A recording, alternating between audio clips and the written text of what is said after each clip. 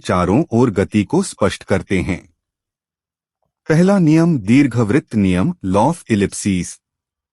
प्रत्येक ग्रह सूर्य के चारों ओर एक दीर्घवृत्त इलिप्टिकल कक्षा में गति करता है, जिसमें सूर्य उस दीर्घवृत्त के एक फोकस पर स्थित होता है। व्याख्या।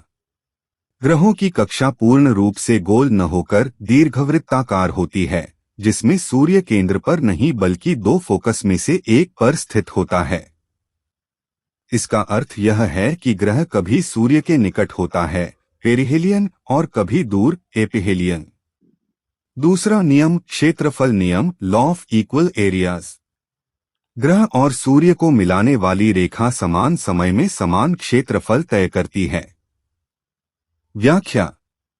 इसका मतलब है कि जब ग्रह सूर्य के पास होता है तो उसकी गति तेज होती है, और जब ग्रह सूर्य से दूर होता है तो उसकी गति धीमी होती है।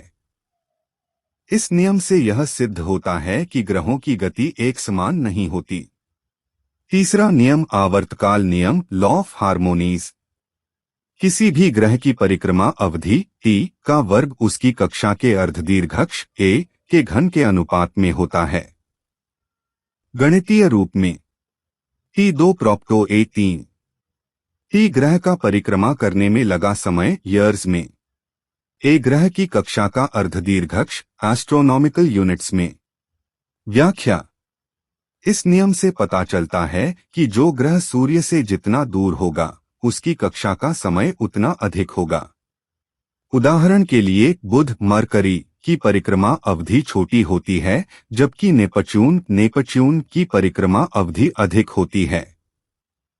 निष्कर्ष में ग्रहों की गति को समझने में क्रांति लेकर आए।